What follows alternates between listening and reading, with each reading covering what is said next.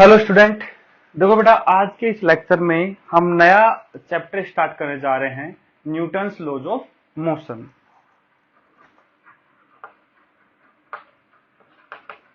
Newton's laws of motion.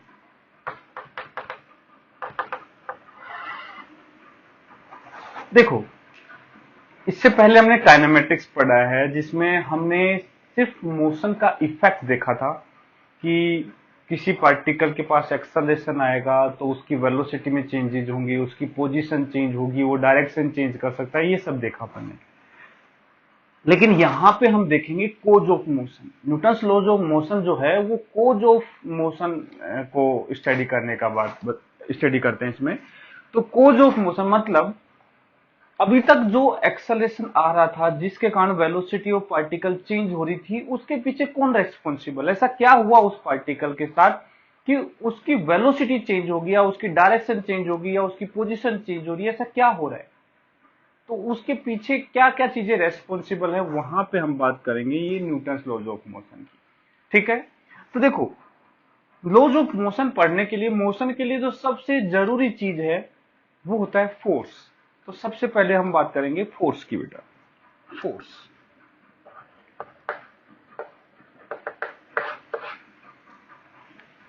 देखो force क्या है, तुमने नाइन्थ क्लास में पढ़ा होगा।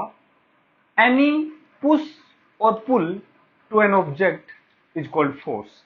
मतलब किसी भी ऑब्जेक्ट को धक्का देंगे या उसको खींचेंगे, यही एक प्रकार से फोर्स है। ठीक है। इसी का साइंटिफिक नेम फोर्स ऐसे बोल सकते हैं। पुश और पुल का साइंटिफिक नेम जो है वो फोर्स है, ऐसा बोल सकते हैं। साइंस में हम उसको फोर्स के नाम से बोलते हैं। तो इसमें लिखेंगे फोर्स में ऐसे डेफिनेशन टाइप में लिख लेंगे छोटी सी। It is the scientific name, sorry, हाँ ठीक है। It is the scientific name of any push और pull. It is the scientific name of any push और पुल टू एन ऑब्जेक्ट। ठीक है, ये फोर्स है। अब बात आती है फोर्स क्या कर सकता है, क्या इफेक्ट होंगे फोर्स के। यदि हम बात करें effect of force,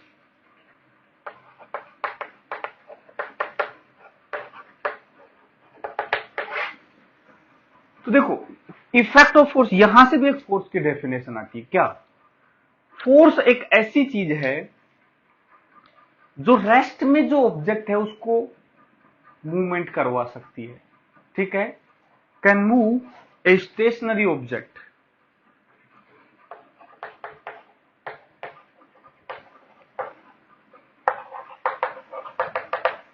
stationery object, जो ऑब्जेक्ट रेस्ट पे था उसको मूव करवा सकती है, मूविंग ऑब्जेक्ट को रेस्ट पे ला सकती है।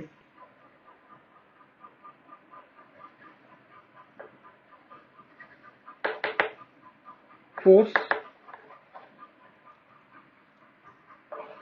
Can stop a moving object. मतलब फोर्स एक ऐसी चीज है जो रेस्ट पे रखे ऑब्जेक्ट को चला सकती है। मार उसके लात चलने लग जाए, चलते हुए ऑब्जेक्ट को रोक सकती है, उसको पकड़ लो वहीं पे तो रुक जाएगा। या फिर वो डायरेक्शन भी चेंज कर सकती है, मतलब उसकी डायरेक्शन ऑफ मोशन को चेंज कर देगी। जिधर चल रहा था उसके किसी और डायरेक्शन में उसको मोड़ दिया हमने। Can change the direction of motion, ऐसी चीज फोर्स है। एक इफेक्ट और आता है फोर्स का कि किसी ऑब्जेक्ट की शेप ही बदल दे। मतलब एक बॉक्स था, क्यूबिकल था, हमने पकड़ के उसको जोर से दबा दिया, प्लेन बन गया। या किसी और एंगल पे दबा दिया तो किसी और शेप में आ गया। रबर है, उसको पकड़ के उसको खींच लिया तो उसकी लेंथ बढ़ गई। तो फोर्स जो है एक ऐसी चीज है जो उसकी शेप को बदल सकता है। तुम्हारे हाथ को पकड़ के मैंने ऐसे मरोड़ दिया, टूट गया, शेप चेंज होगी, पहले सीधा था टूट गया। तो ये भी क्या है, फोर्स है। तो देखो, can change the shape of any object. ठीक है, वो चीज फोर्स है। तो ये इफेक्ट है फोर्स के।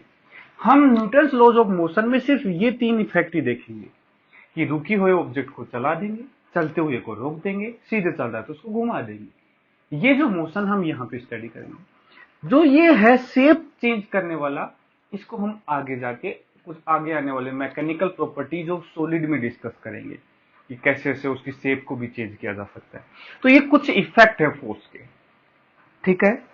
इसके बाद बात करते हैं हम यूनिट ऑफ फोर्स।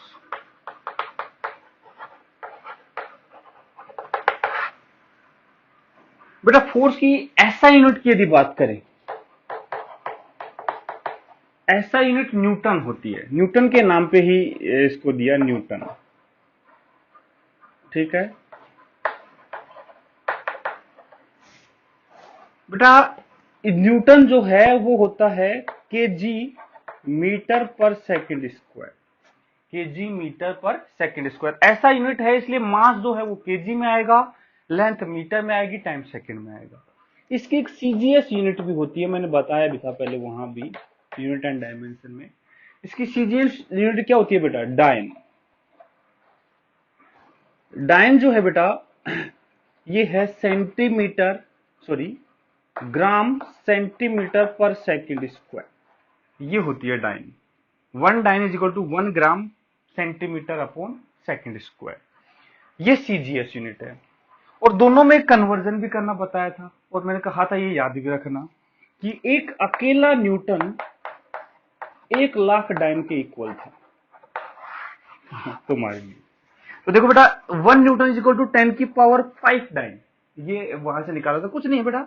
केजी को ग्राम में बदलने के लिए 10 की पावर 300 यहां से आ जाएगा, मीटर को सेंटीमीटर में बदलने के लिए 10 की पावर 2 वहां से आ जाएगा, तो टोटल हो जाएगा 10 की पावर 5, और सेकंड तो सेकंड में है ही। तो एक न्यूटन 10 टू पावर 5 डाइन के इक्वल होता है, ठीक है। तो ये यूनिट के बारे में बातें होगी फोर्स की। तो बेटा ये एक बेसिक आइडिया दे रहा हूं मैं फोर्स का, ठीक है, इसको नोट करो। फिर इसके टाइप्स भी देखेंगे, किस किस टाइप के फोर्स होते हैं। लिखो बेटा, लिख लिया होगा।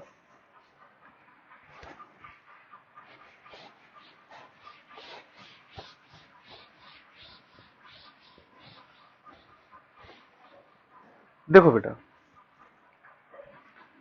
पहले मैं नेचर के हिसाब से फोर्स के टाइप्स देखते हैं। तो nature of force, type of force by nature, types of force by nature. देखो नेचर में जितने भी फोर्स हैं इनको 4 टाइप्स में बांटा हुआ है। वैसे मैंने एक स्टार्टिंग याद करो, जब फिजिक्स स्टार्ट की तो पहला अपने एक चैप्टर, छोटा सा चैप्टर ऐसे मैंने एक पीडीएफ भेजा था, उसमें ये सब था कि फोर्स के क्या क्या टाइप होते हैं, स्टार्टिंग में बताया भी था थोड़ा मैंने। तो बेटा नेचर के हिसाब से फोर्स को 4 टाइप्स में बांटा गया है। एक होता है ग्रेविटेशनल फोर्स,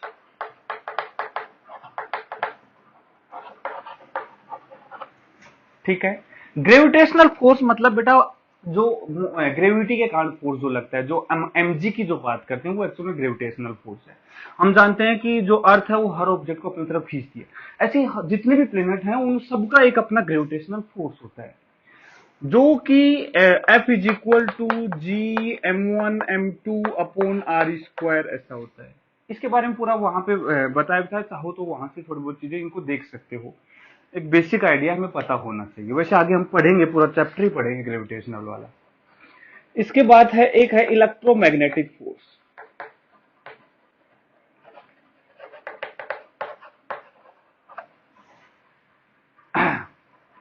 जिसमें इलेक्ट्रिक फोर्स और मैग्नेटिक फोर्स की बात करते हैं। जो बेसिक फॉर्मूला है इसको मैं ऐसा बोल सकता हूँ कि Q1 Q2 upon r square. ऐसे मैग्नेटिक फोर्स ये सब ये पूरा 12th चलेगा, पूरा 12th इसी में चलेगा, इलेक्ट्रोमैग्नेटिक, ठीक है। एक है strong nuclear force,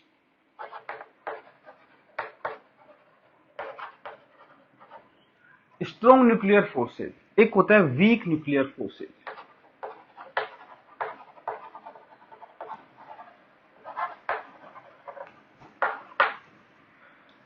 strong nuclear forces होते हैं इनसाइड न्यूक्लियस। न्यूक्लियस के अंदर देखो, केमिस्ट्री में तुम्हें पढ़ा होगा, न्यूक्लियस के अंदर न्यूट्रॉन प्रोटॉन होते हैं।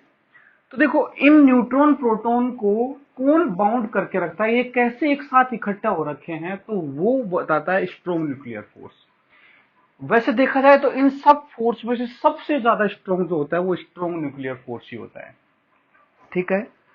वीक न्यूक्लियर फोर्स, ये बेटा जैसे केमिस्ट्री में यदि तुमने पढ़ा हो तो वंडरवाल फोर्सेज वगैरह, हाइड्रोजन हाइड्रोजन ऐसे ऐसे वंडरवाल फोर्सेज वगैरह कुछ पढ़ते हो, तो वो वीक न्यूक्लियर फोर्सेज होते हैं। ठीक है।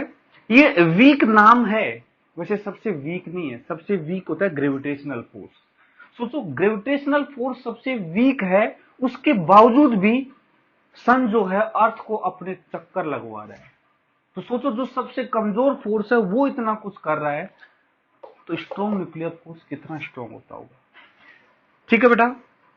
वैसे वहां पे सब चीजें मैंने उसमें डिटेल में बता भी रखा था कि स्ट्रॉन्ग सबसे स्ट्रॉन्गेस्ट है, ये सबसे वीकेस्ट फोर्स होता है। जो स्ट्रॉन्ग न्यूक्लियर फोर्स होते हैं इनकी रेंज बहुत कम होती है, लेकिन ग्रेविटेशनल फोर्स है जो काफी ज्यादा रेंज होती है। रेंज मतलब ज्यादा डिस्टेंस तक काम करता है ये। ग्रेविटी जब तो बताया सन से अर्थ की डिस्टेंस काफी है, उतने दूर होने के बावजूद इतना ये फोर्स लग रहा है, तो मतलब ये लॉन्ग रेंज फोर्सेज होता है। ठीक है। तो ये बेसिक नेचर ऑफ फोर्स है। वैसे आगे स्टडी में इन सब को एक ही करने की कोशिश करेंगे, मतलब कह रहे हैं कि एक यूनिवर्सल फोर्स होगा, एक ही फोर्स होगा। एक्चुअल में इलेक्ट्रोमैग्नेटिक फोर्स ये सारे चार्ज के कारण लग रहे हैं, लेकिन ये जो ग्रेविटेशनल फोर्स है ये ग्रेविटोन पार्टिकल के कारण लगता है। ग्रेविटोन होता है, अपने हायर स्टडी में जाते हैं जब पता चलता है ग्रेविटेशनल फोर्स के पीछे जो पार्टिकल होता है वो ग्रेविटोन होता है। जैसे यहाँ चार्ज होता है ना, चार्ज चार्ज के बीच में चार्ज के कारण इलेक्ट्रोमैग्नेटिक फोर्स होता है, ऐसे वहां ग्रेविटोन का होता है। लेकिन हमें सिर्फ बेसिक आइडिया पता होना चाहिए कि फोर्स के नेचर क्या होते हैं। तो इसको नोट करो, फिर आगे कंटिन्यू करते हैं।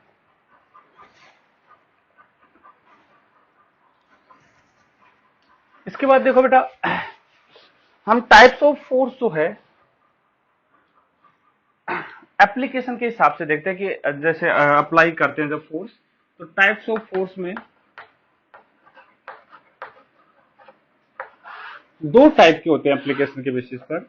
एक होता है फील्ड फोर्स, एक होता है कॉन्टैक्ट फोर्स।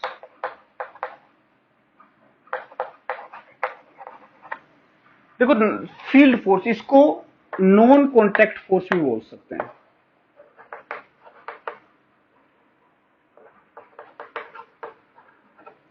ठीक है। देखो नाम से पता चल रहा है इसमें कॉन्टैक्ट रिक्वायर्ड होगा, इसमें कॉन्टैक्ट रिक्वायर्ड नहीं होगा। मतलब कुछ फोर्स ऐसे होते हैं जिनको वो फोर्स लगने के लिए छूने की जरूरत नहीं होती उस ऑब्जेक्ट को। जैसे फॉर एग्जांपल इस पेन को मैं यहां से रिलीज कर दूं, मतलब छोड़ दूं यहां से, तो ये नीचे जाएगा। लेकिन यदि मैं ध्यान से देखूं तो मेरे को कोई फोर्स दिख नहीं रहा कि कौन सा फोर्स इसको नीचे की तरफ खींच रहा है। कोई तो होना चाहिए जो पकड़ के नीचे खींचे। लेकिन बेटा ये जो फोर्स है ये दिखाई नहीं देते, इसको छूने की जरूरत नहीं है, अर्थ आके इसको छुएगी नहीं, लेकिन फिर भी अपनी तरफ खींच लेगी। ऐसे फोर्स होते हैं फील्ड फोर्स, जिसके लिए कॉन्टैक्ट की रिक्वायरमेंट नहीं होती। कॉन्टैक्ट फोर्स ऐसे फोर्स होते हैं जिनके लिए कॉन्टैक्ट की रिक्वायरमेंट होती है। तो इसमें जो एग्जाम्पल है, इसमें एग्जाम्पल में मैं कहूं ग्रेविटेशनल फोर्स। ठीक है। एक एग्जाम्पल लें, इलेक्ट्रोस्टैटिक फोर्स। इलेक्ट्रोस्टैटिक फोर्स मतलब चार्ज चार्ज के बीच में। मैग्नेटिक फोर्स देखा होगा, जब मैग्नेट को एक आयरन रोड के पास ले जाते हैं तो वो अट्रैक्ट कर लेती है दूर से ही, तो वो बिना कॉन्टैक्ट के फोर्स लग रहा है, तो वो मैग्नेटिक फोर्स हो गया। ऐसे कॉन्टैक्ट फोर्स के यदि एग्जांपल की बात करें तो देखो, जैसे एक होता है स्ट्रिंग में tension, tension in a string. बेटा एक ऑब्जेक्ट को हमने स्ट्रिंग से टाई कर दिया, बांध दिया ऐसे, तो वो पकड़ के उसको नीचे खींच रहा होगा, तो उस पूरी रस्सी में एक टेंशन आ जाएगी। तो ये कॉन्टैक्ट के कारण है, हवा से नहीं आ सकती है टेंशन ऐसे। एक बात करूं, नॉर्मल रिएक्शन। नॉर्मल रिएक्शन मतलब बेटा जैसे एक टेबल के ऊपर एक ब्लॉक रख दिया, तो टेबल और ब्लॉक के बीच में कॉन्टैक्ट हो रहा है, इन दोनों के बीच में एक फोर्स लग रहा होगा जिससे हम नॉर्मल रिएक्शन बोलते हैं। एक होता है फ्रिक्शन, तो ये फोर्स हम इसमें पढ़ेंगे कॉन्टैक्ट फोर्स में, ये हम इस चैप्टर में पढ़ेंगे। टेंशन की बात भी करेंगे, नॉर्मल रिएक्शन की बात करेंगे और फ्रिक्शन की बात करेंगे। फ्रिक्शन मतलब बेटा ग्राउंड पे या फिर दो ऑब्जेक्ट के बीच में यदि रिलेटिव मोशन होता है उनकी सरफेस के बीच में, तो एक मोशन लगता है जिसके कारण हीट भी जनरेट होती है, तो वो फ्रिक्शन फोर्स हो गया। तो ये फोर्स है। एक चीज ध्यान रखना, ये तीनों फोर्स जो होते हैं बेटा, यदि इनके नेचर की बात की जाए, नेचर ऑफ फोर्स बताया मैंने 4 टाइप के नेचर होते हैं, तो इसमें यदि नेचर की बात की जाए तो देखो इन तीनों में पक्का है ग्रेविटेशनल तो नहीं है, और इन तीनों में न्यूक्लियर फोर्सेज भी नहीं होते हैं। यहाँ न्यूक्लियस के अंदर की बात नहीं हो रही है, यहाँ दो सरफेस के बीच की बात हो रही है, तो कहाँ न्यूक्लियस के अंदर की बात है। तो ना स्ट्रॉन्ग न्यूक्लियर है ना वीक न्यूक्लियर फोर्सेज हैं। यहां जो है ये है इलेक्ट्रोमैग्नेटिक फोर्स, इलेक्ट्रोमैग्नेटिक फोर्स, ये तीनों इलेक्ट्रोमैग्नेटिक टाइप के फोर्स होते हैं। मतलब एक स्ट्रिंग जो है इसमें टेंशन है, ऐसा इसलिए बेटा यहां से इसको काट के देखोगे, एक्चुअल में देखो इसके बहुत सारे मॉलिक्यूल्स होंगे, उनके चारों तरफ इलेक्ट्रॉन चक्कर लगा रहे होते हैं। केमिस्ट्री में पढ़ाते हैं, न्यूक्लियस होता है उसके चारों तरफ इलेक्ट्रॉन चक्कर लगा रहे हैं, तो इनके चार्जेस के अगर दूसरे मॉलिक्यूल के चार्जेस के बीच में एक अट्रैक्शन फोर्स बना रहता है जिसके कारण ये बाउंड है। यदि नीचे वाले पार्टिकल को पकड़ के नीचे खींचूंगा तो ये ऊपर वाला पार्टिकल उसको रोकने की कोशिश करेगा, बांध के रखने की कोशिश करेगा, अपने पास रखने की कोशिश करेगा। तो ये जो फोर्सेज होते हैं इलेक्ट्रोमैग्नेटिक फोर्सेज होते हैं। ऐसे ही सेम नॉर्मल रिएक्शन में है। नॉर्मल के केस में हम उसको प्रेस करते हैं, एक ऑब्जेक्ट दूसरे ऑब्जेक्ट के पार्टिकल्स को प्रेस करता है तो वो पार्टिकल उसको अपोज करते हैं कि नहीं हमारे पास मत आओ, तो वो नॉर्मल रिएक्शन हो गया। ऐसे ही फ्रिक्शन फोर्स हो गया। तो ये तीनों जो फोर्स हैं इलेक्ट्रोमैग्नेटिक फोर्स के नेचर के होते हैं। इलेक्ट्रोमैग्नेटिक फोर्स तीनों टाइप के, ठीक है, नेचर है इनका। ध्यान रखना जितने भी तुम फोर्सेज नॉर्मली देखते हो रियल लाइफ में, ज्यादातर या तो ग्रेविटेशनल होता है या इलेक्ट्रोमैग्नेटिक होता है। वीक जो न्यूक्लियर फोर्सेज हैं इसको देख नहीं पाते बेटा। कैसे आप कैसे न्यूक्लियस के अंदर, न्यूक्लियस ही नहीं देखा तो उसके अंदर के फोर्स कहां से देख लोगे। इस कारण जो नॉर्मली ज्यादातर फोर्सेज होंगे वो ग्रेविटेशनल या फिर इलेक्ट्रोमैग्नेटिक फोर्स होते हैं। तो ये तीनों ध्यान रखना, इनका जो नेचर होता है वो इलेक्ट्रोमैग्नेटिक नेचर के फोर्स होते हैं। तो ये टाइप्स ऑफ फोर्स की बात हो गई। तो ये फोर्स के बारे में बेसिक आइडिया हो गया, ठीक है। इसको नोट करो फिर आगे बढ़ते हैं बेटा। लिख लिया होगा।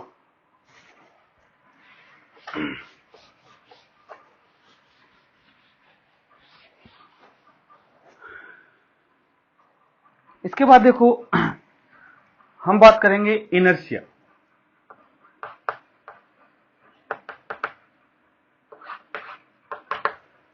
इनर्शिया, इनर्शिया क्या होता है? तो देखो ये एक प्रॉपर्टी होती है मैटर की। मैटर की एक प्रॉपर्टी होती है कि वो अपने स्टेट ऑफ मोशन के चेंज का अपोज करता है। अब ये स्टेट ऑफ मोशन क्या है पहले वो समझो।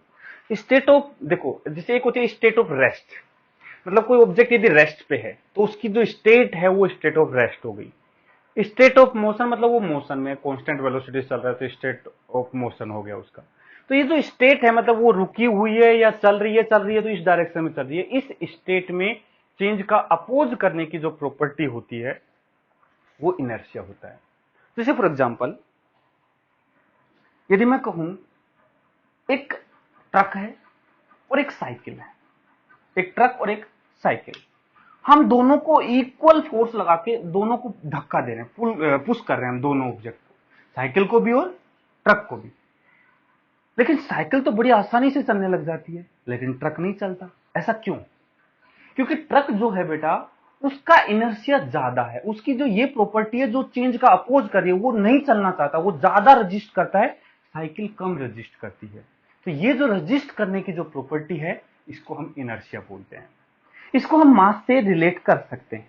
एक्चुअल में ट्रक का मास ज्यादा है, साइकिल का मास कम है, तो मास कम है उसका इनर्शिया कम है, जिसका मास ज्यादा है उसका इनर्शिया ज्यादा है। डायरेक्ट दोनों सेम मान सकते हैं लेकिन एक्चुअल में होते अलग है। मास उस मैटर के बारे में है और इनर्शिया उसकी प्रॉपर्टी है जो उसके चेंज का अपोज करती है, उसके स्टेट ऑफ मोशन के चेंज का अपोज करती है, ठीक है। तो इनर्शिया की डेफिनेशन में लिखेंगे बेटा, इनर्शिया में it is the inherent property of matter, it is the inherent property मतलब उसकी खुद की अपनी जन्म सिद्ध है, ऐसे समझ लो। It is the inherent property of matter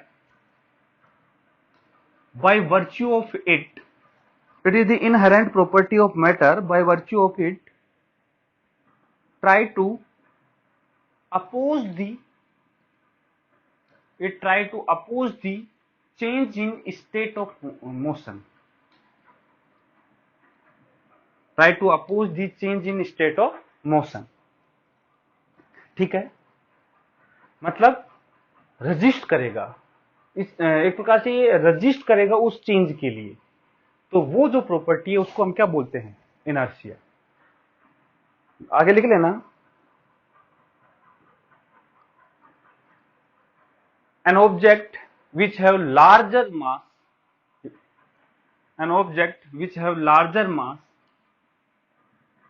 will also have larger inertia। मतलब दोनों ऐसे प्रोपोर्शनल मान लो सेम बोल दो, पर वो सेम होती नहीं है। देखो थोड़ा सा पता होना चाहिए, मैटर मास से रिलेटेड है, इनर्शिया भी उसी से रिलेटेड, लेकिन उसकी प्रॉपर्टी है वो। ठीक है, ये इनर्शिया की बात होगी। यदि हम बात करें इनर्शिया, बेटा इनर्शिया तीन टाइप के हो जाते हैं। एक जो इनर्शिया है ये है इनर्शिया ऑफ रेस्ट,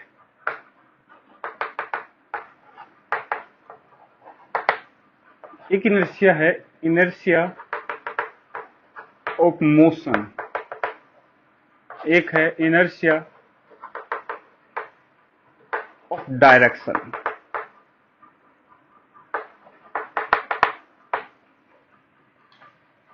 देखो इनर्शिया ऑफ रेस्ट क्या है? इनर्शिया ऑफ रेस्ट है कि जो ऑब्जेक्ट रेस्ट पे है वो रेस्ट पे रहना चाहता है, वो इसमें चेंज का अपोज करेगा। यदि उसको कोई चलाने की कोशिश करेगा तो वो नहीं चाहेगा, उसका मन नहीं रहेगा चलने को। फिर भी यदि हम फोर्स लगाएंगे तो वो चलना पड़ेगा उसको, लेकिन उसकी जो कोशिश है वो ये रहेगी ना चले। जैसे ट्रक है, वो हमारे धक्के से नहीं चला, क्यों? क्योंकि उसका इनर्शिया ज्यादा था, हम उस पर हावी नहीं हो पाए। लेकिन साइकिल चलने लग गई क्योंकि उसका इनर्शिया कम था। तो इनर्शिया ऑफ रेस्ट है कि एक ऐसी प्रॉपर्टी है मैटर की जो कि रेस्ट पे जो ऑब्जेक्ट है उसको रेस्ट पे ही रखना चाहती है, उसके मूवमेंट के लिए वो अपोज करने लग जाती है। तो बेटा ये डेफिनेशन चाहो तो तुम इंडिविजुअल लिख सकते हो, पर मैं समझा देता हूँ। अब इतना टाइम नहीं है कि इसमें एक को लिखवाएं। चाहो तो एनसीईआरटी की बुक में या कहीं से भी तुम ये देख सकते हो, खुद से भी लिख सकते हैं, कोई बड़ी बात नहीं है। तो ये तो रेस्ट पे जो ऑब्जेक्ट है वो रेस्ट पे रहना चाहता है। इसका एग्जाम्पल देखते हैं। जैसे कई बार तुमने ऐसा देखा होगा कि बस रुकी हुई है, अचानक से चलने लग गई, तुम बस में खड़े हो। जब बस अचानक से चलना स्टार्ट करेगी तो तुम पीछे की तरफ गिरते हो। देखा होगा कभी, यदि बस में खड़े हैं, अचानक से बस चलना स्टार्ट हो जाए तो तुम पीछे की तरफ गिरते हैं, पीछे की तरफ झुक जाते हैं। सीट पे बैठे तो पीछे की तरफ चले जाते हैं। ऐसा क्यों? बाइक पे बैठे तो पीछे की तरफ गिर जाते हैं, अचानक से बाइक को यदि अचानक से बाइक को एक्सेलरेट कर दे तो ऐसा इसलिए बेटा क्योंकि तुम बैठे थे, तुम रेस्ट में थे, पूरी बॉडी तुम्हारी रेस्ट में थी और बस भी रेस्ट में थी। लेकिन जैसे ही बस चलना स्टार्ट हुई, बस के ऊपर तो कुछ ऐसे फोर्स इंजन से या कहीं से भी ऐसे फोर्सेज आए जो चलना स्टार्ट हो गई, लेकिन तुम्हारी बॉडी जो है उस तुम्हारे पैर तो उस बस के कांटेक्ट में है, बाकी बॉडी हवा में है, ऐसे है। अब पैर जो कांटेक्ट में है वो तो बस के साथ चलने लग गई, लेकिन पूरी बॉडी जो है उसका एक इनर्शिया होता है, वो चलने के लिए रजिस्ट करेगी। उस रजिस्ट के कारण तुम पीछे की तरफ गिरते हो। यदि तुम बैलेंस कर लेते हो तो बच जाते हो, अदरवाइज पीछे की तरफ गिरने की कोशिश होती है। तो ये है इनर्शिया ऑफ रेस्ट, क्योंकि तुम्हारी बॉडी रेस्ट पे रहना चाहती थी। और भी देखो इसका एग्जांपल देखते हैं। कई बार तुमने क्या किया होगा कि पेड़ पे कोई फल लगे हुए हैं, ठीक है, तो तुम जाके यदि उनको फल को गिराना है तो क्या करोगे? पकड़ के पेड़ को जोर से हिला देते हो। उससे क्या होगा? जब उस पेड़ को जोर से हिला रहे हो तो एक्चुअल में जो फ्रूट्स थे वो ऐसे लटके हुए थे, रेस्ट पे थे। पेड़ को तुमने हिलाया तो टहनी के साथ साथ टहनी तो हिल गई, लेकिन वो फ्रूट्स अपने इनर्शिया के कारण रुकना चाहते हैं। तो इसके कारण जैसे टहनी हिलेगी तो वो वहीं रहेंगे, और वो टहनी हिल जाएगी तो वो वहां से ब्रेक हो जाएगा और नीचे गिर जाएगा। तो ये भी इनर्शिया ऑफ रेस्ट है।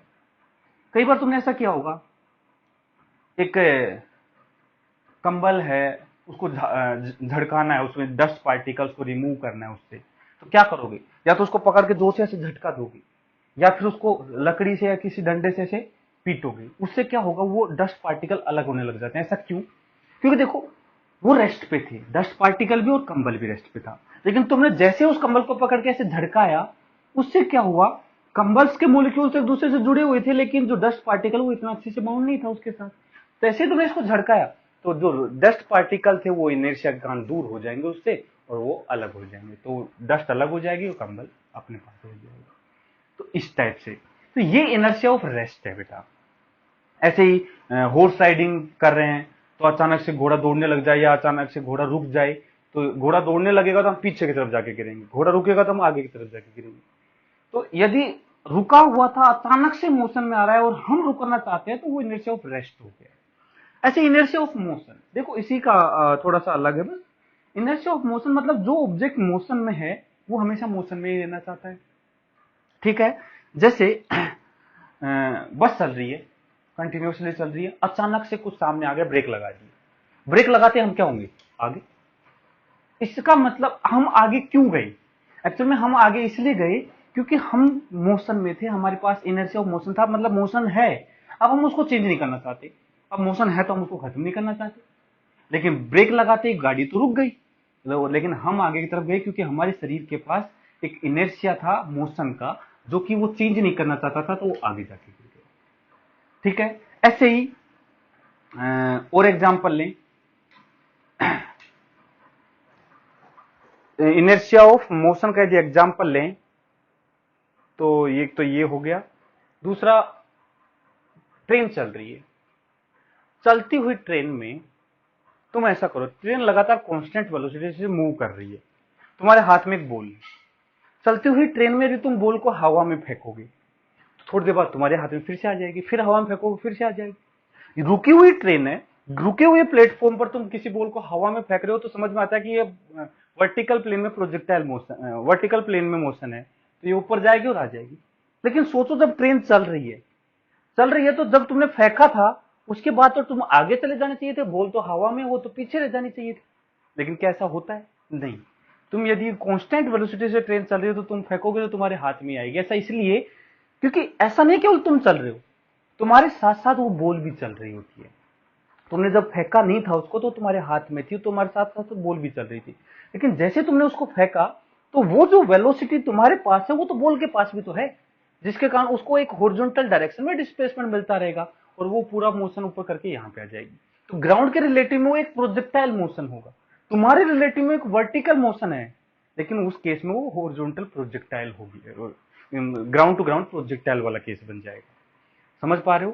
तो ये भी इनर्शिया ऑफ मोशन है, वो बॉल हम वापस से कैच कर पा रहे हैं। सेम ऐसे देखो, जो रनर होते हैं, जो हाई लॉन्ग जंप करते हैं, लॉन्ग जंप के केस में क्या करते हैं, पहले वो दौड़ के आते हैं और फिर जंप लेते हैं। ऐसा क्यों? क्योंकि जब वो दौड़ के आते हैं तो उसके पास हाई स्पीड गेन कर लेते हैं, और उस स्पीड से जो वो जंप करेंगे तो जो हॉरिजॉन्टल डायरेक्शन में उसकी जो वेलोसिटी है, जब तक वो हवा में रहेगा जब तक वो वेलोसिटी उसके पास रहेगी और वो दूर जाके गिरेगा। ऐसे ही बस चल रही है, अचानक से चलती बस से नीचे उतर जाओ, पता लग जाएगा इनर्शिया ऑफ मोशन क्या होता है अपने आप ही। जैसे चलती हुई बस में ऐसे कहते हैं कि आगे की तरफ मुंह करके उतरो, ऐसा क्यों बोलते हैं? क्योंकि चलती हुई बस में तुम जब उतरोगे तो ग्राउंड तो एकदम से रेस्ट पे मिलेगा ना तुम्हें, तो तुम्हारे पैर तो रेस्ट पे हो जाएंगे, लेकिन मोशन में शरीर रहेगा तो वो आगे गिरने के चांसेस होते हैं, इसलिए कहते हैं आगे की तरफ मुंह करके गिरो ताकि उसके साथ दौड़ते हुए तुम आगे निकल जाओगे और बच जाओगे। ऐसे इनर्शिया ऑफ डायरेक्शन, ये सारे एग्जांपल बेटा तो मैं बता रहा हूं, तो चाहो तो तुम अपने नोटबुक में एग्जांपल के तौर पे लिख सकते हो, ठीक है। वीडियो को बार बार चला के कैसे भी करके उसको नोट कर सकते हो, तुम्हारी इच्छा है। नेक्स्ट है inertia of direction. Inertia of direction क्या कहते हैं? ये कहता है कि कोई ऑब्जेक्ट यदि एक स्ट्रेट लाइन पे सीधा चल रहा है तो उसी लाइन पे चलना चाहता है, वो घूमना नहीं चाहता। देखो कितने नाटक है, जो रुका है वो रुका रहना चाहता है, जो चल रहा है वो चलता रहना चाहता है, और चलता भी किधर, उसी डायरेक्शन में, वो डायरेक्शन भी चेंज नहीं करना चाहता। तो ये जो डायरेक्शन वाला जो है ये इनर्शिया ऑफ डायरेक्शन कहलाता है। इसमें देखो क्या है, जैसे इसका एग्जांपल बताता हूं, गाड़ी चल रही है बढ़िया, अचानक से टर्न लिया गाड़ी ने, टर्न लिया, तुम गेट की तरफ जाके गिरोगे, इधर एक साइड में, जैसे ऐसे टर्न ले रहे हैं तो आउटसाइड जाके गिरोगे। ऐसा क्यों? दरवाजा खुला है तो बाहर भी चले जाओगे। ऐसा ये है इनर्शिया ऑफ डायरेक्शन, मतलब तुम्हारे पास मोशन है और तुम सीधे चल रहे हो तो तुम सीधे ही चलना चाहते हो, तुम्हारा शरीर सीधा चलना चाहता है। यदि गाड़ी ने अचानक से टर्न ले लिया तो तुम्हारे शरीर जो है उसका अपोज करेगा, अपोज करने के चक्कर में बाहर आ जाओगे। तो ये इनर्शिया ऑफ डायरेक्शन हो गया। ऐसा एक एग्जांपल और बताऊं, गाड़ी के पहिए पे जो कीचड़ लगता है, वो कीचड़ ऐसा नहीं कि पहिए के साथ ऐसे घूमता रहेगा, नहीं। यदि कीचड़ जब वेलोसिटी से पहिया घूम रहा होगा तो कीचड़ सीधा आगे जाएगा उससे। जैसे यहां से रिमूव होगा तो ऐसा नहीं वो घूमता हुआ इधर जाएगा, नहीं, वो सीधा जाएगा एकदम।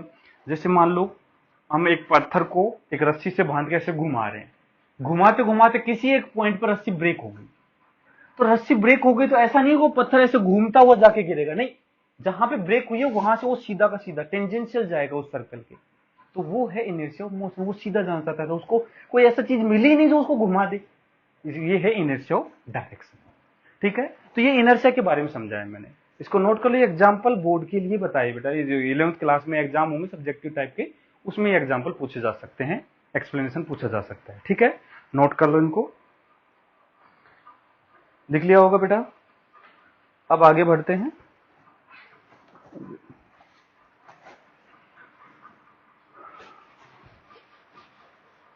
इसके बाद आते हैं Newton first law.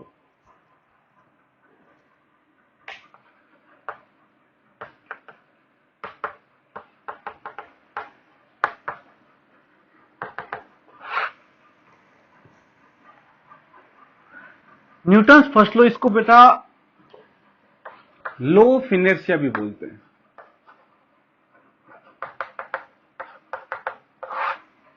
Law of inertia भी बोल देते हैं। देखो न्यूटन फर्स्ट लॉ क्या है, सिंपल सा स्टेटमेंट है, 9th क्लास में वैसे पढ़ा भी होगा, वही चीजें बातें बस वो कहेंगे कि कोई ऑब्जेक्ट जो है वो जब कोई ऑब्जेक्ट रेस्ट पे है तो वो जब तक रेस्ट पे रहेगा जब तक उस पर कोई फोर्स बाहर से फोर्स लगा ना दे, अपने आप से नहीं चलेगा, इंटरनल फोर्स से नहीं चलेगा, बाहर से कोई फोर्स लगाना पड़ेगा। जैसे अब तुम कहोगे सर गाड़ी है, गाड़ी में हमने तो रेस दिया, देखो अंदर गाड़ी के अंदर बैठे हम, इंजन भी गाड़ी के अंदर है, एक्सेलेटर भी गाड़ी के अंदर है, हमने पैर से एक्सेलेटर को दबाया और गाड़ी दौड़ने लगी। अब बताओ बाहर से क्या आ गया। लेकिन ध्यान रखना बेटा, गाड़ी जो है इंजन ने नहीं दौड़ाई है, एक्चुअल में गाड़ी दौड़ाई है ग्राउंड वाले फ्रिक्शन ने, ग्राउंड से जो गाड़ी के ऊपर फ्रिक्शन लगा है उसने उसको दौड़ाया है। यदि यही गाड़ी एक बिल्कुल स्मूथ ऑयल वाले प्लेटफॉर्म पे, बिल्कुल स्मूथ या आइस वाले प्लेटफॉर्म पे ऐसे खड़ी होती तो तुम एक्सेलरेटर देते तो क्या गाड़ी वैसे बढ़ती आगे, वो वहीं पे स्लिप करने लग जाती। वहां कहां गया इंजन तुम्हारा, वहां तो मूव नहीं की, लेकिन यहां इस केस में इसने मूव करने लगी। वो ऐसा इसलिए बेटा, इस केस में तुम्हें फ्रिक्शन मिल गया ग्राउंड से, ग्राउंड से जितना अच्छा फ्रिक्शन मिलेगा उतने अच्छे से गाड़ी चलेगी, जितना स्मूथ सरफेस आ जाएगी उसके ऊपर गाड़ी स्लिप करना स्टार्ट कर देगी, वो आगे मूव नहीं करेगी। ठीक है, तो ऐसा मत समझना कि इंजन ने गाड़ी को चलाया, गाड़ी को किसने चलाया, गाड़ी को चलाया ग्राउंड के फ्रिक्शन ने। ठीक है, तो एक ऑब्जेक्ट जब तक रेस्ट पे रहेगा जब तक उसके ऊपर बाहर से फोर्स ना लगे, उसके इंटरनल फोर्स उसको मूव नहीं करा सकते। एक ऑब्जेक्ट मोशन में है, चल रहा है, तो वो लगातार चलता ही रहेगा जब तक उसको बाहर से आके रोका ना जाए।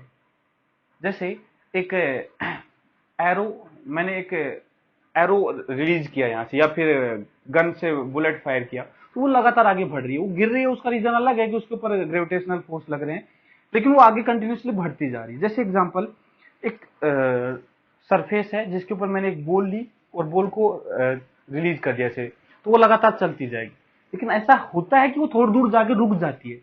उसका रीजन ये है कि जो ग्राउंड जो होता है वो उसको मोशन को अपोज करता है, और जो साइड में जो एयर होती है वो भी उसके मोशन को अपोज करती है, वो रोक लेते हैं। यदि एयर का भी कोई फोर्स ना लगे और ग्राउंड से भी कोई फोर्स ना लगे तो कंटिन्यूअसली मूव करती रहेगी। रियल सिचुएशन में ऐसा नहीं होता है, तो ध्यान रखना। ऐसा नहीं है कि न्यूटन लॉ वहां वैलिड नहीं है, वहां पे फोर्स लग गए ना। तो ये कहने की बात ये है कि यदि कंटिन्यूअसली एक ऑब्जेक्ट मूव कर रहा है तो वो लगातार मूव करता रहेगा जब तक उसको बाहर से कोई रोकने वाला फोर्स ना आए।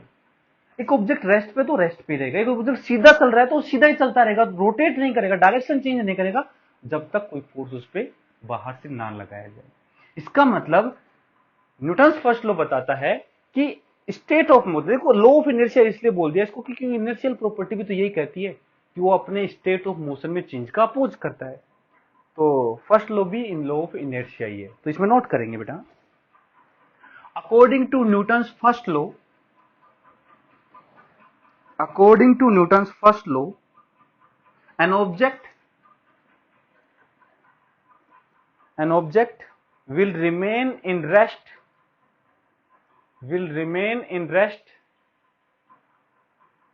or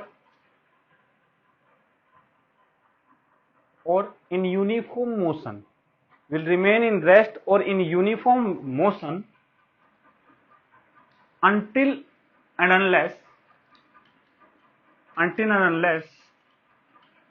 an net external force is applied on that object. देखो यही कह रहा है, जो रेस्ट पे है वो रेस्ट पे रहेगा, जो यूनिफॉर्म मोशन में है वो यूनिफॉर्म मोशन में रहेगा। कब तक? जब तक कोई बाहर से नेट एक्सटर्नल फोर्स ना लग जाए। अब मैं ये नेट एक्सटर्नल फोर्स क्यों यूज किया? जैसे फॉर एग्जांपल एक गाड़ी रेस्ट पे है ऐसा नहीं है कि हम कोई फोर्स लगाएंगे तो चलेगी ही चलेगी। फॉर एग्जांपल दो आदमी है, एक गाड़ी को धक्का दे रहे हैं, एक पीछे से धक्का दे रहा है और एक आगे से धक्का दे रहा है। दोनों फोर्स इक्वल लगा रहे हैं, तो क्या गाड़ी वो चलेगी? वो नहीं चलेगी, क्योंकि एक इधर से फोर्स लगा रहे, एक इधर से लगा रहे, दोनों फोर्स एक दूसरे को कैंसिल कर रहे हैं। तो नेट एक एक्सटर्नल फोर्स है, दोनों सेम डायरेक्शन में आके धक्का लगाएंगे तो वो गाड़ी चलेगी। तो नेट एक्सटर्नल फोर्स जब आएगा तभी ऐसा होगा। यदि फोर्स हैं जो अपोजिट डायरेक्शन करके कैंसिल हो रहे हैं तो फिर उस केस में ऐसा नहीं होगा। तो Newton first law of inertia भी होता है, ठीक है, ये ध्यान रखना। अब देखो नेक्स्ट तो लेते हैं, एक नई क्वांटिटी हम यहां पे डिफाइन करने जा रहे हैं, वो है मोमेंटम।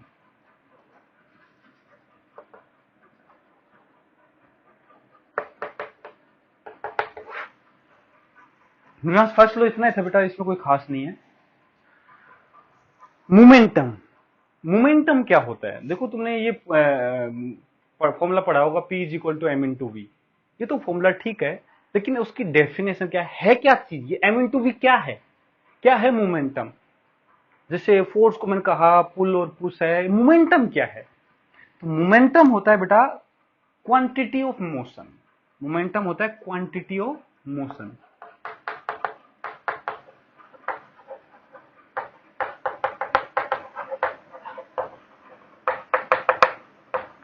इसको समझाते हैं। जैसे क्वांटिटी ऑफ मतलब किस ऑब्जेक्ट के अंदर कितना मोशन छुपा हुआ है, वो चीज बताने के लिए मोमेंटम है। उस चीज को हम वेलोसिटी से भी नहीं बता सकते और मास से भी नहीं। जैसे फॉर एग्जांपल यदि मैं तुम्हें कहूं कि एक बिल्कुल हल्की सी चीज है, हल्का सा ऑब्जेक्ट है, ऐसे ऐसे 10-20 ग्राम का, मतलब बिल्कुल हल्का सा, और वो तुम्हारी तरफ आ रहा है, तुम्हारी तरफ चल के आ रहा है, हल्का सा ऑब्जेक्ट, बिल्कुल ऐसे हल्का सा ऑब्जेक्ट है, तुम्हारी तरफ चल के आ रहा है, तो बताओ तुम उसको पकड़ के रोक सकते हो या नहीं? बिल्कुल हल्का सा ऑब्जेक्ट है, तुम्हारी तरफ चल के आ रहा है, तो तुम उसको पकड़ के रोक लोगे? बोलो रोक सकते हो या नहीं? तो तुम्हारा जवाब होगा हाँ सर, इसमें क्या दिक्कत है, उसको रोक लेंगे। लेकिन मैं बता दूं, जो हल्का सा ऑब्जेक्ट है वो एक बंदूक से निकली हुई गोली है, रोक लो। तो यदि अब मैंने जब ऐसा कहा, अरे सर वो कैसे रोक पाएंगे, वो तो गए काम से, रोकने के चक्कर में। तो इसका मतलब यदि मैं सिर्फ ऐसे कहूं कि एक हल्का सा ऑब्जेक्ट है, मतलब तुम्हें मैंने बताया कि हल्का सा ऑब्जेक्ट है, मतलब मास बिल्कुल कम है, तो क्या मास से तुम उसके मोशन का आइडिया लगा सकते हो क्या, कि उसके अंदर कितना मोशन छुपा हुआ होगा? वो बंदूक से निकली हुई गोली को नहीं रोक पा रहे हो तुम। हाँ, मतलब तुम यहां से मैं एक बात बोल सकता हूं कि हाँ सर, केवल मास से हम आइडिया नहीं लगा सकते। चलो मैं क्वेश्चन चेंज कर देता हूं। इस बार मैं ऐसे कह रहा हूं कि एक ऑब्जेक्ट है, ठीक है, वो तुम्हारी तरफ बढ़ रहा है बिल्कुल धीरे धीरे। इस बार कोई फास्ट, उसके पास देखो फास्ट वेलोसिटी थी, लेकिन इस बार जो ऑब्जेक्ट है बिल्कुल धीरे धीरे आ रहा है, ऐसे रेंगता हुआ आ रहा है, ठीक है, बिल्कुल धीरे धीरे, मतलब ऐसे ना के बराबर स्पीड से। तुम उसके सामने आके बोला अब बताओ उसको रोक सकते हो या नहीं? तो हो सकता है अभी भी कुछ लोग आंसर दे रहे हो, हाँ सर अब तो क्या दिक्कत है, अब तो धीरे धीरे आ रहा है, तो कोई दिक्कत ही नहीं है। लेकिन वो जो ऑब्जेक्ट आ रहा है वो आगे से आने वाली एक ट्रेन है, पटरी पे तुम खड़े हो, ट्रेन बिल्कुल धीरे धीरे धीरे धीरे आ रही है, रोक दो, रोक सकते हो? तो इसका मतलब केवल तुम्हें वेलोसिटी बता दी जाए तो तुम उसका जवाब नहीं दे सकते कि इस ऑब्जेक्ट के अंदर कितना मोशन छुपा हुआ होगा। उसको तुम रोक नहीं पा रहे हो ट्रेन को, क्योंकि उसके अंदर बहुत ज्यादा मोशन है, वो वेलोसिटी बहुत कम है, तो क्या हुआ, उसका मास कितना ज्यादा है। तो इसका मतलब ना केवल मास सफिशिएंट है मोशन को आइडेंटिफाई करने के लिए कि कितना मोशन है, ना वेलोसिटी सफिशिएंट है। तो एक नई क्वांटिटी डिफाइन हुई, मोमेंटम, जो कि बताता है क्वांटिटी ऑफ मोशन को कि किस ऑब्जेक्ट में कितना मोशन छुपा हुआ है। बात समझ में आई बेटा? तो ये हो गया मोमेंटम। इसको फॉर्मूला हमने फिर डिफाइन कर दिया, P is equal to m into v. P है मोमेंटम, इसको लीनियर मोमेंटम भी बोलते हैं। यहां इसमें लिखना चाहो तो हेडिंग में लिख सकते हो लीनियर मोमेंटम, लीनियर मोमेंटम।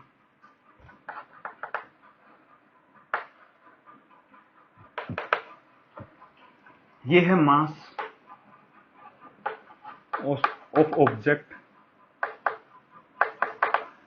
ये है वेलोसिटी।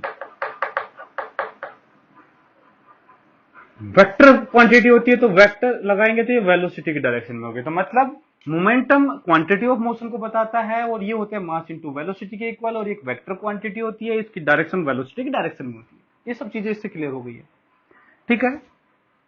और इसकी ऐसा यूनिट की बात करें तो मास हो गया केजी में बेटा, सॉरी, मास हो गया केजी में और वेलोसिटी होगी मीटर पर सेकंड में, तो केजी इंटू मीटर पर सेकंड, ये इसकी ऐसा यूनिट हो गई, ठीक है। ये हो गया लीनियर मोमेंटम। तो समझ में आया बात, लीनियर मोमेंटम क्या है? Linear momentum quantity of motion को बताता है यहां पे, ठीक है। इसको लिखो, फिर आप शुरू करते हैं Newton second law.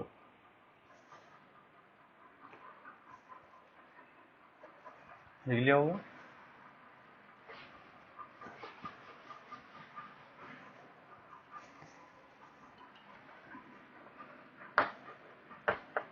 Newton second law. Newton second law बताता है बेटा कि जो फोर्स है किसी ऑब्जेक्ट पे लग रहा है, वो उसकी जो वैल्यू है वो rate of change of linear momentum के इक्वल होती है। किसी ऑब्जेक्ट पे जो फोर्स लगा है वो उसकी rate of change of linear momentum के इक्वल होती है, ठीक है। तो नोट करो, मैं लिखवाता हूं। According to Newton second law, according to Newton second law, rate of change of linear momentum, rate of change of linear momentum will be proportional to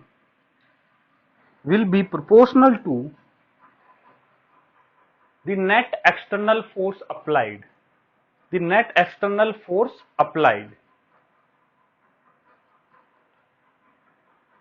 and its direction,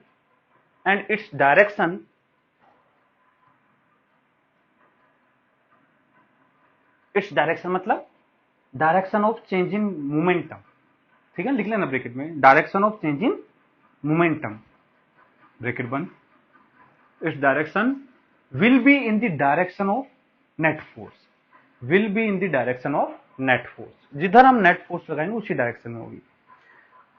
जो फोर्स है,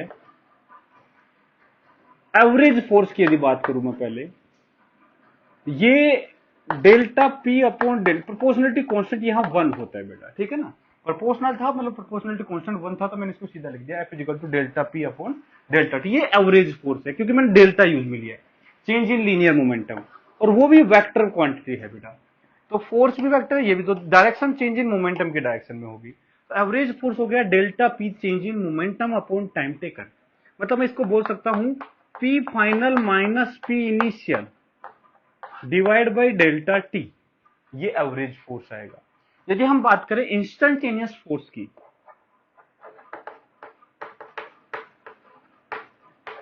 तो instantaneous force की यदि बात करें तो F जो आएगा वो बन जाएगा limit delta t tending to zero. मतलब लिमिट, ये LIM मैंने थोड़ा सा बताया था तुम्हें पहले भी, ये लिमिट है, ये बताता है कि डेल्टा टी जो है वो जीरो को अप्रोच कर रहा है।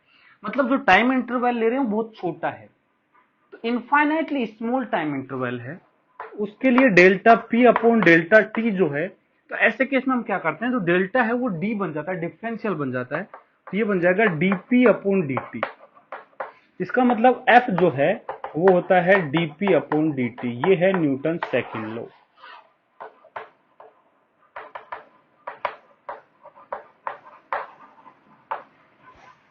Force is equal to rate of change of linear momentum. तो यहां से एक डेफिनेशन आ गई फोर्स की, force on net force on any object will be equal to rate of change of linear momentum। ठीक है, इसको ऐसा बोल सकता हूं, F is equal to d p upon dt है, तो मैग्नीट्यूड की यदि बात करूं तो ये बताएगा बेटा dp बाई dt, ये है slope of momentum time curve. देखो मैंने बताया dy बाई dx होता है slope of y x curve, तो ये हो जाएगा slope of momentum time curve. यदि कभी मोमेंटम टाइम कर्व दे रखा है और फोर्स पूछा है पार्टिकल पे, तो उसका स्लोप निकाल देंगे अपन। अब देखो इसके कुछ स्पेशल केस देखते हैं। स्पेशल केस, एक पहला केस लेते हैं, case 1।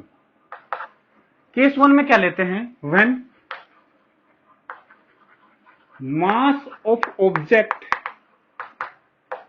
is constant। Mass of object क्या हो, कांस्टेंट हो। जब मास कांस्टेंट होगा, देखो फोर्स जो है वो आ गया d by d t of momentum, और मोमेंटम होता है मास इनटू वेलोसिटी। जब मैंने कहा मास कांस्टेंट है तो डिफरेंशिएशन से बाहर आ जाएगा, तो बच जाएगा d v by d t. ये तो चीज कुछ जानी पहचानी नहीं लग रही, d v by d t, rate of change of velocity, ये तो एक्सेलरेशन है। तो f vector is equal to m into a vector. कुछ लोगों को कंफ्यूजन होता है कि सर न्यूटन सेकंड लॉ क्या होता है, किसी से पूछोगे तो सर उछल के जवाब देंगे sir f is equal to m a, ये न्यूटन सेकंड लॉ होता है। गलत बात, ये कंप्लीट न्यूटन सेकंड लॉ नहीं है, ये उसका एक स्पेशल केस है। जब मास ऑफ ऑब्जेक्ट कांस्टेंट होता है तब f is equal to m होता है, लेकिन हम कहेंगे f is equal to m a Newton second law है, गलत बात, ये पूरा नहीं है। तो f is equal to m a उसका एक स्पेशल केस हो गया। केस सेकंड, केस सेकंड में इस बार हम देखो यहां मास को कांस्टेंट लेते हैं, इस बार वेलोसिटी को कांस्टेंट लेते हैं। v vector is equal to constant. तो देखो f जो होगा वो हो जाएगा d by d t of m into v. तो यहां से f जो आएगा वो लगेगा dm by d t into v, ये फोर्स लगेगा। मतलब मास यदि किसी ऑब्जेक्ट का चेंज हो रहा है और वेलोसिटी कुछ दे रखी है, तो फोर्स लगेगा dm by d t into v जो कांस्टेंट है, ये फोर्स हो गया। ये केस बेटा एग्जांपल देखो इसमें कैसे मिल सकते हैं कि एक स्पेसशिप है वो मूव कर रहा है, उसकी वेलोसिटी कांस्टेंट रखनी है हमें, ठीक है। अब देखो क्वेश्चन कैसे पूछेगा, एक स्पेसशिप है जो स्पेस में मूव कर रहा है विद कांस्टेंट वेलोसिटी, दे देगा कुछ इतना किलोमीटर पर सेकंड, 1000 10,000 किलोमीटर पर सेकंड, जो भी कुछ दे देगा। तो पूछेगा बताओ उस कांस्टेंट वेलोसिटी से मूव करने के लिए उसको कितने फोर्स की रिक्वायरमेंट होगी। यदि देखो स्पेस में डस्ट भी होती है, तो डस्ट उस स्पेसशिप से लगातार टकरा रही होगी, तो स्पेसशिप से टकरा रही है तो उसके कारण उसकी वेलोसिटी लगातार कम होनी चाहिए, लेकिन हमने एक एक्सटर्नल फोर्स लगा रखे हैं, एक्सटर्नल फोर्स इंजन के थ्रू लगा रखा है, तो वो कंटिन्यूअसली कांस्टेंट मेंटेन करके रखेगा। इसका मतलब जो डस्ट के कारण जो वेलोसिटी में लॉस होना चाहिए वो हमने फोर्स से मेंटेन कर दिया। जो वेलोसिटी या कहूं मोमेंटम में जो लॉस होना चाहिए, तो वहां से हम कहेंगे कि जिस रेट से डस्ट टकरा रही है DM by d t into उसकी वेलोसिटी, इतना फोर्स हम एक्सटर्नल लगा देंगे यदि इंजन का, जो थ्रस्टर लगे होते हैं पीछे की तरफ, तो उसको थ्रस्ट दे देंगे इतना आगे की तरफ, तो ये आगे मूव करने लग जाएगा। ऐसा इसका केस हम रॉकेट प्रोपल्शन में भी यूज करेंगे, हम आगे वो केस देखेंगे जिसमें रॉकेट प्रोपल्शन को थोड़ा समझाऊंगा मैं, ठीक है। तो ये है न्यूटन सेकंड लॉ, ठीक है बेटा, इसको नोट करो। तो न्यूटन सेकंड लॉ की कुछ एप्लीकेशन है, इसकी बात हम नेक्स्ट लेक्चर में करेंगे, और न्यूटन थर्ड लॉ भी पढ़ेंगे, ठीक है। थैंक यू बेटा।